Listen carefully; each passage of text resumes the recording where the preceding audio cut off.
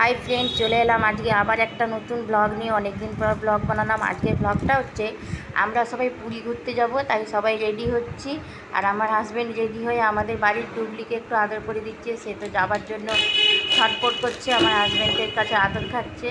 তারও একটু ইচ্ছে হচ্ছে, সেই জন্য আদর করে দিল। তো আমার হাজব্যান্ড এই ড্রেসটা পরে যাবে, রেডি হয়ে নিল আমার হাজব্যান্ড। আমার মেয়েও রেডি হয়ে দাঁড়িয়ে গেল, একটু বললো মা আমার ছবি তুলে দাও।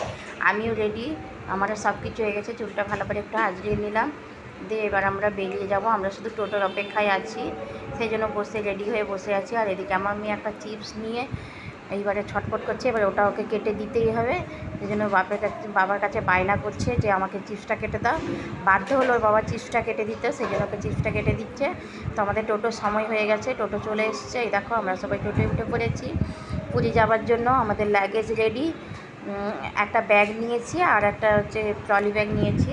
বাচ্চাদের অনেক জিনিস আছে, খাওয়া দাওয়ার আছে, তো সেই জন্য তো আমরা এবারে টোটোয় উঠবো, রেডি হয়ে গেছি।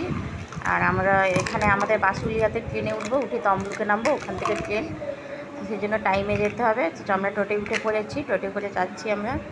তো চলো আমরা এবারে ওখানে গিয়ে আবার বাকি ভিডিওটা করব, তোমাদেরকে দেখাবো। দেখো আমরা টোটোয় করে চলে এসেছি। ফাইনালি আমরা তমলুক স্টেশনে এসে বসে আছি। আমরা অনেকেই যাব, প্রায় 60 জন যাব। তো সবাই এখানে লাগেজ নিয়ে বসে আছি, যেহেতু আমাদের পুরীর ট্রেন অনেক দেরি আছে। তো বসে বসে কী করব, তো সবাই এই জন্য গল্প করছিল, এদিক ওদিক ঘুরছিল। আর আমার মেয়ে যে দাঁড়িয়ে আছে, এটা